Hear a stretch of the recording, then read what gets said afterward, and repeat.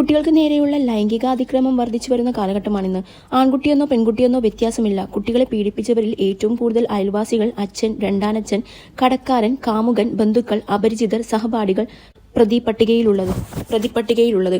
നടനും യൂട്യൂബ് വ്ളോഗറുമായ നിഹാൽ പിള്ളയ്ക്കും കുട്ടിക്കാലത്ത് ലൈംഗിക ചൂഷണത്തിന് സമാനമായ അനുഭവം ഉണ്ടായിട്ടുണ്ട്. താരം തന്നെയാണ് സ്വന്തം യൂട്യൂബ് ചാനലിൽ പങ്കിട്ട പുതിയ വീഡിയോയിലൂടെ അനുഭവം വെളിപ്പെടുത്തിയത്. നിഹാലിന്റെ വാക്കുകൾ ഇങ്ങനെ: ഞാൻ ഒരിക്കലും വെളിയിൽ പറയില്ലെന്ന് വിചാരിച്ചൊരു കാര്യവും കുറെ വർഷങ്ങളായിട്ട് എന്റെ മനസ്സിലില്ലാതിരുന്ന ഒരു കാര്യവും വേറൊരാൾ കാരണം എനിക്ക് ലൈഫിലുണ്ടായ ഏറ്റവും ട്രോമാറ്റിക്കായ കാര്യവുമാണ് ഞാൻ നിങ്ങളോട് ഷെയർ ചെയ്യാൻ പോകുന്നത്. അമ്മയോട് പോലും ഈ കാര്യം ഞാൻ പറഞ്ഞത് ഈ വീഡിയോ എടുക്കുന്നതിന് തലേ ദിവസമാണ്. എനിക്ക് വേണ്ടപ്പെട്ട ഒരു കുട്ടിയിൽ നിന്നും അവർക്കുണ്ടായ അനുഭവത്തെക്കുറിച്ച് ഒരു ന്യൂസ് കേട്ടു. അവരുടെ കുട്ടിക്കാണ് അനുഭവം ഉണ്ടായത്. അതിനാലാണ് ഞാൻ ഇക്കാര്യം വെളിപ്പെടുത്താമെന്ന് കരുതിയത്. കുട്ടികൾ സെക്ഷൽ അബ്യൂസ് നേരിടുന്നത് ഈ അടുത്ത കാലത്തായി കൂടി വരുന്നു. ചില പഠന റിപ്പോർട്ടുകളും വായിച്ചപ്പോഴാണ് എന്റെ അനുഭവം പറയണമെന്ന് തീരുമാനിച്ചത്. ഇന്ത്യയിൽ 52.94% പുരുഷന്മാർ പീഡനത്തിന് ഇരയാകുന്നുവെന്നാണ് പഠനങ്ങൾ.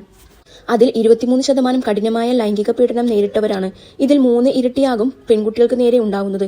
കൂടുതൽ ആൺകുട്ടികൾക്ക് സെക്ഷൽ അബ്യൂസ് നേരിടേണ്ടി വന്നിട്ടുള്ളത് ബന്ധുക്കളിൽ നിന്നാണ്. സെക്ഷൽ അബ്യൂസ് ആണെന്ന് അവർ തിരിച്ചറിയാൻ തന്നെ ഒരുപാട് കാലമെടുക്കും. മനസ്സിലായാലും താൻ ഇത് വെളിപ്പെടുത്തിയതിന്റെ പേരിൽ പ്രശ്നങ്ങൾ ഉണ്ടാകുമോ, കുടുംബം തകരുമോ എന്നൊന്നും കരുതി പറയില്ല. സ്നേഹമാണോ അബ്യൂസ് ആണോ എന്ന് പോലും കുട്ടികൾ തിരിച്ചറിയാൻ വൈകും.